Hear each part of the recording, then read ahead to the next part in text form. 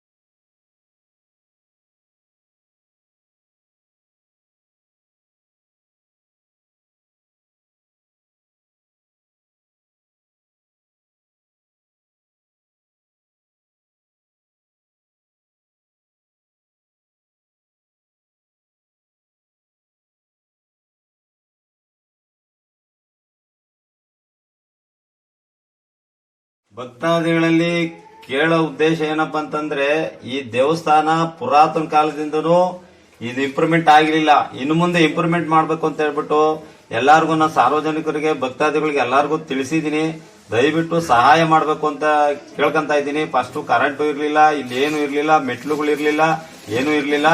ಅದಕ್ಕೋಸ್ಕರ ಇನ್ನು ಮುಂದೆ ನಾವು ನೀರ್ ತರಬೇಕು ಅಂದ್ಕೊಂಡಿದೀವಿ. ಮೇಲಕ್ಕೆ ಪೈಪ್ ಹಾಕ್ಸ್ಕೊಂಡು ಅದು ಒಂದ್ 2 ಲಕ್ಷ ಮೇಲ್ ಖರ್ಚು ಬರ್ತದೆ. ದಯವಿಟ್ಟು ಸಹಾಯ ಮಾಡಿ. ಆಮೇಲೆ ಇದಾದ್ಮೇಲೆ ಕೆಳಗಡೆ ಗೋಪುರ ಕಟ್ಟಬೇಕು, ರಾಜಗೋಪುರ ಅನ್ಕೊಂಡಿದೀವಿ, ಅದನ್ನು ಮಾಡ್ತೀವಿ. ಅದ್ ಬಿಟ್ರೆ ಇನ್ನು ಮುಂದೆ ಮೆಟ್ಲುಗಳು ಬದಲು ರೋಡ್ ಮಾಡಿಸ್ಬೇಕು ಅನ್ಕೊಂಡಿದೀವಿ.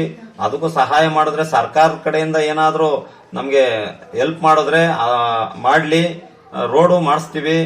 ಅದಕ್ಕೋಸ್ಕರವಾಗಿ ದಯವಿಟ್ಟು ಭಕ್ತಾದಿಗಳು ವರ್ಷಕ್ಕಂತ ಆವರ್ತಿದ್ರು ಜಾತ್ರೆ ನಡೀತದೆ. ಸುಮಾರು ಒಂದು 500 ವರ್ಷದ ಇತಿಹಾಸದಿಂದನೂ ಇದೇ ರೀತಿ ಭಾನುವಾರ ಸೋಮವಾರ 2 ದಿನ ಜಾತ್ರೆ ನಡೀತದೆ. ನಾವು ಯಾವುದೇ ರೀತಿ ಚೇಂಜ್ ಮಾಡಕ್ ಆಗಲ್ಲ. ಶಿವರಾತ್ರಿ ಆದ 9 ದಿನದ ಒಳಗಡೆನೆ ಜಾತ್ರೆ ನಡೆಯೋದು. ಅದಕ್ಕೋಸ್ಕರವಾಗಿ ಯಾವುದೇ ಕಾರಣಕ್ಕೂ ನಾವು ಮಧ್ಯದಲ್ಲಿ ಚೇಂಜ್ ಮಾಡಕ್ ಬರಲ್ಲ. ಅದು ಭಾನುವಾರ ಸೋಮವಾರನೇ ಮಾಡಬೇಕು. ಹೊಸಪಾಳ್ಯ ಅನ್ನೋರು ತೇರ್ ಮಾಡ್ತಾರೆ, ತೇರ್ ಕಟ್ತಾರೆ. ದಾಸಂಪ ಪಳ್ಳ್ಯದವರು, ಪರ್ವತನಳ್ಳರು ಸೇರಿ ವಾಹನ ಕಟ್ತಾರೆ. ದೇವ್ರನ್ನ ಚೆನ್ನಾಗಿ ಮೆರೆಸ್ತಾರೆ. ಅದಕ್ಕೋಸ್ಕರ ಅವರು ಈ ಬೆಟ್ಟದ ಸುತ್ತ ಏನಿದ್ದಾರೆ ಜನಗಳು, ಆಮೇಲೆ ಹೊರಗಡೆಯಿಂದ ಬರೋಂಥ ಜನಗಳಿಗೆ ದೇವರು ಭೈರವೇಶ್ವರ ಕಾಪಾಡ್ತಾ ಇದ್ದಾನೆ ಅಂತ ನಾವು ಅನ್ಕೊಂಡಿದೀವಿ. ಅವರು ಅದೇ ರೀತಿ ಬರ್ತಾರೆ, ಪೂಜೆ ಮಾಡಿಸ್ಕೊಂತಾರೆ, ಆಶೀರ್ವಾದ ತಗೊಂತಾರೆ, ಹೋಗ್ತಾರೆ. ದಯವಿಟ್ಟು ಎಲ್ಲರೂ ಸಹಾಯ ಮಾಡ್ಬೇಕು ಅಂತ ಹೇಳಿ ಕೇಳ್ಕೊಂತ ಇದ್ದೀನಿ. ನಾವು ದೇವ್ರ ದುಡ್ಡು ದೇವರಿಗೆ ಖರ್ಚು ಮಾಡ್ತೀವಿ. ನಮ್ಮಲ್ಲಿ ಮನವಿ ಮಾಡ್ಕೊಳೋದು ಅದೇನೆ. ಆಮೇಲೆ ಕಳ್ಳರು ಕಾಕರುಗಳು ಸ್ವಲ್ಪ ಜಾಸ್ತಿ ಆಗಿದ್ದಾರೆ ಇಲ್ಲಿ. ದಯವಿಟ್ಟು ಯಾರಾದ್ರೂ ಕಳ್ಳರುಗಳು ಇಲ್ಲಿ ಬಂದಾಗ ನೋಡಿ ಅವ್ರನ್ನ ಹಿಡ್ಕೊಡ್ಬೇಕು ಅಂತ ಹೇಳಿ ಇದು ಮಾಡಿದೀವಿ. ಈಗ CC ಕ್ಯಾಮ್ರಾ ಫಿಟ್ ಮಾಡಿಸ್ತಾ ಇದೀವಿ. CC ಕ್ಯಾಮ್ರಾ ಫಿಟ್ ಮಾಡಿದಾಗ ಕಳ್ಳರನ್ನ ಸಿಗಾಕೊಂಡ್ರೆ ಅವ್ರನ್ನ ಜೈಲ್ಗೆ ಹಾಕೋದಂತೂ ಸತ್ಯ. ಈ ಮಾತು ದಯವಿಟ್ಟು ಯಾರೂ ಇಲ್ಲಿ ಒಡವೆ ವಸ್ತ್ರ ದುಡ್ಡು ಕಾಸು ಸಿಗ್ತದೆ ಅಂತ ಡೋರ್ ಮೀಟೋದಾಗ್ಲಿ ಗೇಟ್ ಹೊಡೆಯೋದಾಗ್ಲಿ ಮಾಡಬೇಡಿ. ಅದೊಂದು ನಾನು ಈ ನ್ಯೂಸ್ ಮುಖಾಂತರ ಕೇಳ್ಕೊಂತ ಇದ್ದೀನಿ. ಆಯ್ತಾ, ನಾವು ವಾರಕ್ಕೊಂದು ಆವರ್ತಿ ಬರ್ತೀವಿ, ದೇವ್ರ ಪೂಜೆ ಮಾಡ್ಕೊಂತೀವಿ. ನಮ್ದೇನು ಒಡವೆ ಇದೆಯಲ್ಲ ನಾವು ಎತ್ಕೊಂಡು ಹೋಗ್ತೀವಿ. ಇಲ್ಲಿ ಯಾವ್ದು ಮಡಗಲ್ಲ. ಅದಕ್ಕೋಸ್ಕರವಾಗಿ ಕಳ್ಳರುಗಳು ಯಾವುದೇ ಕಾರಣಕ್ಕೂ ಡೋರ್ ಮುರಿಯೋದಾಗ್ಲಿ ಏನು ಮಾಡಬೇಡಿ ಅಂತೇಳಿ ವಿನಂತಿ ಮಾಡ್ಕೊಂತ ಇದ್ದೀನಿ. ಗುರುಗಳೇ, ಈ ಭೈರವೇಶ್ವರ ಸ್ವಾಮಿ ದೇವಾಲಯದ ಬೆಟ್ಟದಲ್ಲಿ ಭಾನುವಾರ ಬಿಟ್ಟು ಇತರೆ ದಿನಗಳಲ್ಲಿ ಬಂದಂತ ಭಕ್ತರಿಗೆ ದೇವರ ದರ್ಶನದ ಅವಕಾಶ ಸಿಗ್ತಾ ಇಲ್ಲ ಅಂತ ಅನ್ನೋದು ಭಕ್ತರ ಪ್ರಶ್ನೆ ಆಗಿದೆ. ಇದಕ್ಕೆ ನಿಮ್ಮ ಉತ್ತರ ಏನು ಗುರುಗಳೇ? ನಮ್ಮ ಉತ್ತರ ಏನಪ್ಪಾ ಅಂದ್ರೆ ಅದೇ 500 ವರ್ಷ ಇತಿಹಾಸ ಅಂತ ಹೇಳಿದ್ನಲ್ಲ, ಅವತ್ತಿಂದನೂ ಭಾನುವಾರ ಒಂದೇ ದಿನ ಇಲ್ಲಿ ಪೂಜೆ ನಡೆಯೋದು. ಸಾಲದ ಸೆಂಟ್ರಿಗೆ ಯಾರು ಬರಲ್ಲ. ಆಕಸ್ಮಿಕ ಏನಾದ್ರೂ ಪೂಜೆ ಏನಾದ್ರೂ ಮಾಡಿಸ್ಬೇಕು ಅಂತ ಅವ್ರೇನಾದ್ರೂ ನಮಗ್ ಮೆಸೇಜ್ ಕೊಟ್ರೆ ದಯವಿಟ್ಟು ನಾವು ಖುದ್ದಾಗಿ ಬಂದು ನಮ್ಗೆ ಏನೇ ಕೆಲಸ ಇದ್ರು ಖುದ್ದಾಗಿ ಬಂದು ಅವ್ರು ಪೂಜೆ ಮಾಡ್ಕೊಟ್ಬಿಟ್ಟು ನಾವು ಓದ್ತೀವಿ. ಇಲ್ಲಿ ಸ್ವಚ್ಛತೆ ಇರ್ಲಿ, ಕ್ಲೀನ್ ಇರ್ಲಿ ಅಂತ ಹೇಳ್ಬಿಟ್ಟೆ ನಾನು ಇಲ್ಲಿ ಬಾಗ್ಲಾಕ ಉದ್ದೇಶ, ಬೇರೆ ಏನು ಉದ್ದೇಶ ಇಲ್ಲ. ಅದನ್ನ ನೀವು ಅರ್ಥ ಮಾಡ್ಕೊಂಡು ನಮ್ಗೆ ಸಹಕರಿಸ್ಬೇಕು. ಯಾಕಂದ್ರೆ ಪ್ರತಿ ಭಾನುವಾರ ನಮ್ಗೆ ಏನೇ ಕಷ್ಟ ಆಗಲಿ ಬಂದು ದೇವಸ್ಥಾನ ಸ್ವಚ್ಛತೆ ಮಾಡಿ ನೀಟಾಗಿ ಪೂಜೆ ಮಾಡ್ಕೊಂಡು ಹೋಗ್ತಾ ಇದೀವಿ. ತಾವುಗಳನ್ನು ಭಾನುವಾರದೊತ್ತೆ ಬರಕ್ಕೆ ಮನಸ್ಸು ಮಾಡ್ಬೇಕು. ನೀವು ಸೆಂಟ್ರಾಗ ಬರ್ತೀವಿ ಬಾಗಿಲು ತೆಗ್ದಿರಲ್ಲ ಅನ್ನೋ ಉದ್ದೇಶಕ್ಕಿಂತ ಭಾನುವಾರನೇ ಬಂದು ಹೋಗೋದು ನಿಮಗೆ ಒಳ್ಳೇದು ಅಂತ ನಾನು ಅನ್ಕೊಂಡಿದ್ದೀನಿ. ನಮಸ್ತೆ, ನನ್ನ ಹೆಸರು ಶೋಭಾ. ನಾವು ಲೆಗ್ಗೆರೆ ಕೆಂಪೇಗೌಡ ಲೇಔಟಿಂದ ಬಂದಿದ್ದೀವಿ. ನನ್ನ ಮದ್ವೆ ಆಗಿ 18 ವರ್ಷ ಆಯ್ತು. 18 ವರ್ಷದಿಂದನೂ ನಾನು ಈ ಗುಡಿಗೆ ಬರ್ತೀನಿ. ವರ್ಷಕ್ಕೆ ಎರಡು ಸಾರಿ ಬರ್ತೀವಿ. ಅಂದ್ರೆ ನಾವು ಏನೇ ಅನ್ಕೊಂಡ್ರು ಸಹ ಸ್ವಾಮಿ ನಮ್ಗೆ ಒಳ್ಳೇದ್ ಮಾಡಿದೆ. ಯಾವುದೇ ತರ ತೊಂದರೆ ಆಗಿಲ್ಲ.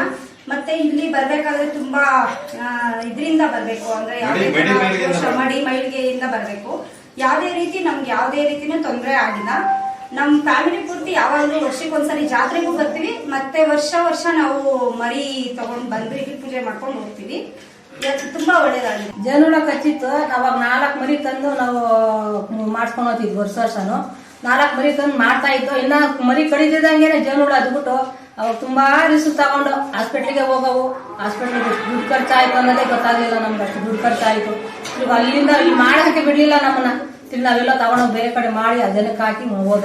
ಯಾಕಾಗಿ ಆ ತರ ಆಗಿತ್ತಮ್ಮ ನಿಮ್ಗೆ? ಯಾವ ತರ ಗೊತ್ತಿಲ್ಲ. ಯಾರು ಅಂಟು ಮುಂಟಾಗಿ ಬಂದಿದ್ರೋ ಗೊತ್ತಿಲ್ಲ ನಮ್ಗೆ. ನಾವಂತೂ ಚೆನ್ನಾಗಿ ಬಂದಿದ್ವಿ. ಬಂದಿರೋರ್ನ ಯಾವ ತರ ಬಂದಿದ್ರೋ ಗೊತ್ತಿಲ್ಲ. ಆ ತರ ಆಗ್ಬಿಟ್ಟು ದೇವಸ್ಥಾನ ಇಲ್ಲಿಂದಾನೇ ಬಂತು ಜೇನುಳ ಕೆಳಗಡೆ ಕಣ.